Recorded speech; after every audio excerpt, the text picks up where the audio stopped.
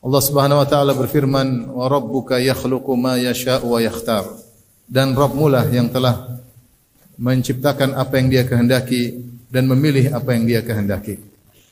Di antara yang dipilih oleh Allah Subhanahu wa taala waktu-waktu yang mulia dan tempat-tempat yang mulia sesuai dengan hikmahnya. Allah memilih tempat-tempat yang mulia seperti tanah suci Mekah dan Madinah, Masjid Haram, Masjid Nabawi, demikian juga Masjid Aqsa. Demikian juga Allah memilih waktu-waktu yang mulia di antara waktu-waktu sepanjang tahun.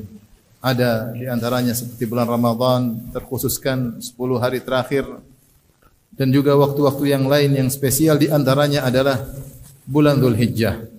Sebagaimana kita ketahui bulan Dzulhijjah adalah termasuk dari Ashhurul Hurum, 4 bulan haram, dan dia juga termasuk dari hari bulan-bulan haji yang kata Allah Subhanahu wa taala, al-hajju asyhurun ma'lumat, bahwasanya haji ada bulan-bulan yang telah diketahui, yaitu bulan Syawal, Dzulqa'dah, dan di antaranya bulan Dzulhijjah.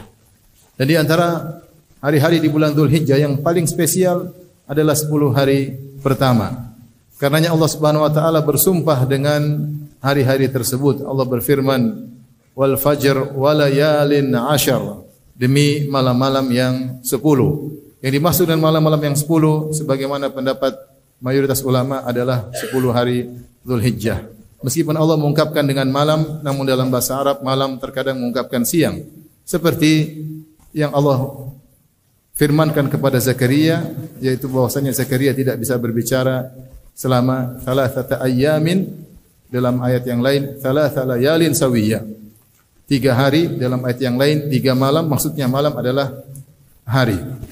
Oleh karenanya ketika Allah berfirman walayalin asyara, demi malam-malam yang 10, maksudnya demi 10 hari awal di bulan Dzulhijjah.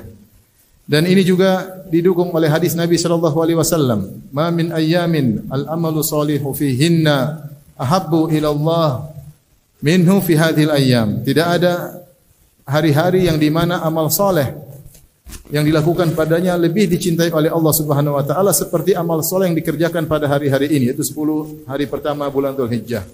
Sahabat bertanya, "Walal jihad fisabilillah?" Apakah lebih disukai daripada jihad fisabilillah? Kata Nabi sallallahu alaihi wasallam, "Walal jihad fisabilillah." Bahkan lebih disukai daripada jihad fisabilillah.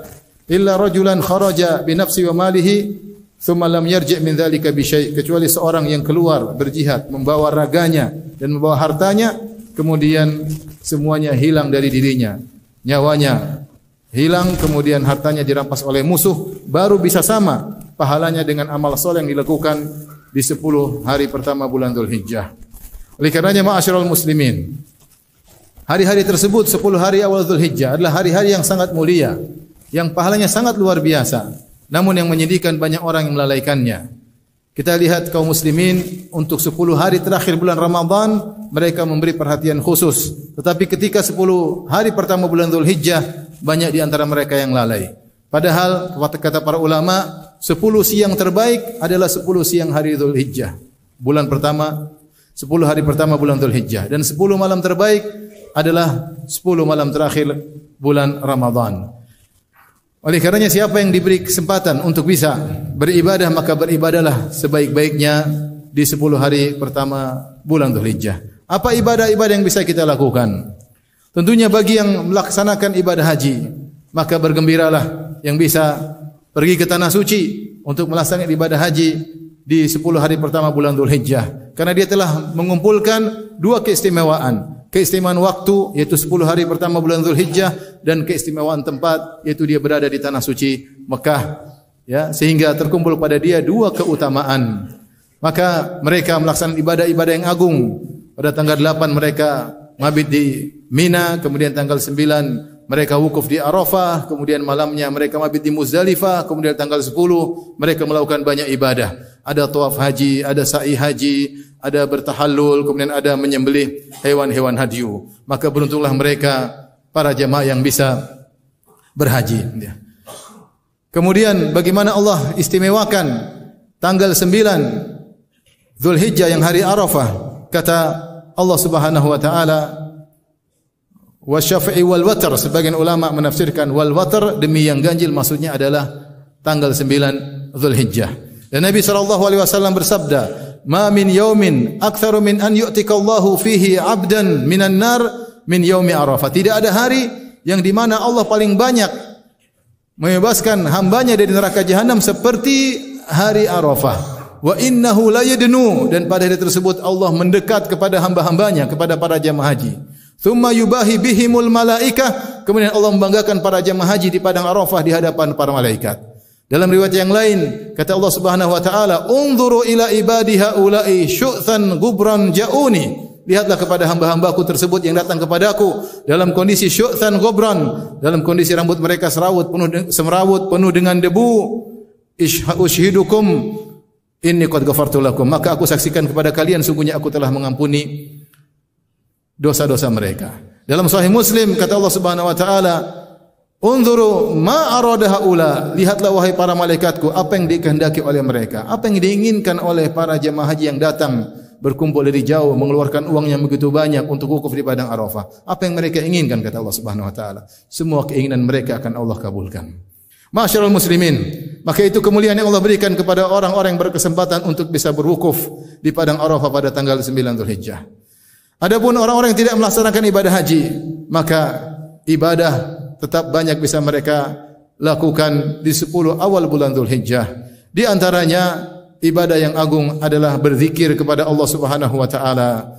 Nabi sallallahu alaihi wasallam bersabda setelah menyebutkan keutamaan 10 hari pertama bulan Dzulhijjah, kata Nabi sallallahu alaihi wasallam, "Fa'aktsiru fihinna at-tahlil wat-takbir wat-tahmid." Maka perbanyaklah untuk bertakbir, yaitu Allahu akbar, Allahu akbar, bertahlil la ilaha illallah, bertahmid alhamdulillah. Maka hari-hari tersebut basahi lisan kita dengan banyak berzikir kepada Allah Subhanahu wa taala. Jika sudah terlihat hilal bulan Dzulhijjah di akhir bulan Dzulqa'dah, maka mulailah kita banyak berzikir subhanallah walhamdulillah wala ilaha illallah Allahu akbar, dan kata para ulama ini di antara sunnah yang ditinggalkan. Betapa banyak orang tidak berzikir di 10 hari pertama bulan Dzulhijjah padahal sangat dianjurkan oleh Nabi sallallahu alaihi wasallam. Di antara ibadah yang bisa dilakukan adalah berpuasa. Seorang boleh berpuasa dari tanggal 1 sampai tanggal 9 Dzulhijjah. Adapun jamaah haji maka tidak dianjurkan mereka berpuasa tanggal 9 karena mereka wukuf di padang Arafah. Adapun yang tidak berhaji maka dianjurkan untuk berpuasa. Sebisa kita, kapan kita yang berpuasa dari tanggal 1 sampai tanggal 9 silahkan. Dan sangat ditekankan tanggal 9 Dzulhijjah yang disebut dengan puasa hari Arafah. Kata Nabi sallallahu alaihi wasallam, "Wa siyamu yaumi Arafah ahtasibu 'ala Allah an yukaffira as-sanata allati qablahu wa sanata allati ba'dahu." Dan puasa hari Arafah, aku berharap kepada Allah Subhanahu wa taala agar Allah mengampuni dosa-dosa setahun setelahnya dan setahun sebelumnya. Jika seorang taruhlah dia tidak punya dosa, maka akan diangkat derajatnya tinggi oleh Allah Subhanahu wa taala. Namun siapa sih di antara kita yang tidak memiliki dosa-dosa? Bayangkan jika orang-orang tidak berhaji, puasa di hari tersebut, hari Arafah, diampuni dosa-dosanya, bagaimana lagi dengan yang datang di padang Arafah untuk minta ampun kepada Allah di padang tersebut. Kemudian di antara ibadah yang agung adalah berkorban pada tanggal 10 Dzulhijjah, Yaumun Nahar. Yaumun Nahar adalah hari yang teragung sepanjang tahun. Nabi sallallahu alaihi wasallam bersabda, "Inna a'dhamal ayyam indallah yaumun nahar." Sungguhnya hari yang teragung di sisi Allah adalah hari nahar. Kata para ulama, siang termulia adalah hari nahar 10 Dzulhijjah dan malam terafdal sepanjang tahun adalah malam Lailatul Qadar. Oleh karenanya pada hari tersebut banyak ibadah yang dilakukan oleh para jamaah haji. Tanggal 10 yaitu mereka tawaf ifadah, kemudian mereka sa'i haji, kemudian mereka bertahallul, kemudian mereka menyembelih hewan hadyu, kemudian mereka melempar jamratul aqabah. Amal-amal yang berat yang dilakukan jemaah haji semuanya pada tanggal 10 Dzulhijjah. Adapun jemaah yang tidak berhaji, maka mereka bisa melakukan ibadah yang sangat dicintai oleh Allah Subhanahu wa taala, yaitu menyembelih korban. Kata Nabi sallallahu alaihi wasallam, "Ma amila ibnu Adam yauman nahri ahabba ila Allah min iraqatid dima atau min ihraqid dam." Kata Nabi sallallahu alaihi wasallam, tidak ada amalan yang dilakukan anak Adam pada tanggal 10 Dzulhijjah, Yaumun Nahar, yang paling dicintai oleh Allah seperti menyembelih hewan korban. Oleh karenanya siapa yang memiliki kelapangan, hendaknya dia menyembelih hewan korban, beribadah, berkorban untuk Allah Subhanahu wa taala, menyembelih untuk Allah Subhanahu wa taala sebagai syiar tauhid kepada Allah Subhanahu wa taala. Sungguh banyak orang-orang yang menyembelih untuk selain Allah Subhanahu wa taala. Betapa banyak orang yang menyembelih untuk jin, untuk syaitan, untuk para dukun, persyaratan-persyaratan yang batil, maka kita melakukan syiar menyembelih hanya untuk Allah Subhanahu wa taala, dan itu salah satu bentuk bersyukur kepada Allah Subhanahu wa taala yang luar biasa.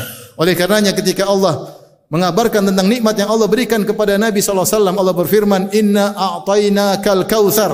Sungguhnya kami telah berikan engkau telaga atau sungai Al-Kautsar di surga, dan itu spesial untuk Nabi sallallahu alaihi wasallam, tidak diberikan kepada nabi-nabi yang lain. Kemudian Allah berkata apa?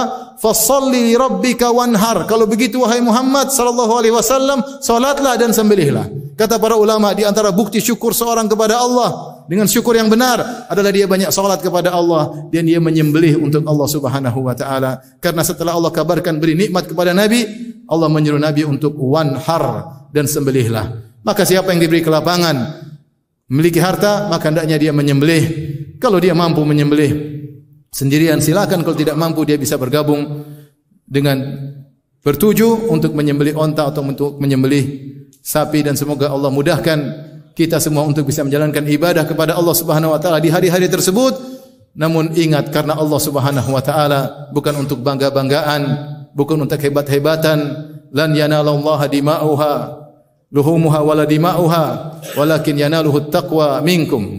Tidak akan sampai kepada Allah darah hewan sembelihan, tidak akan sampai kepada Allah daging hewan sembelihan, tapi yang sampai adalah ketakwaan kepada Allah Subhanahu wa taala.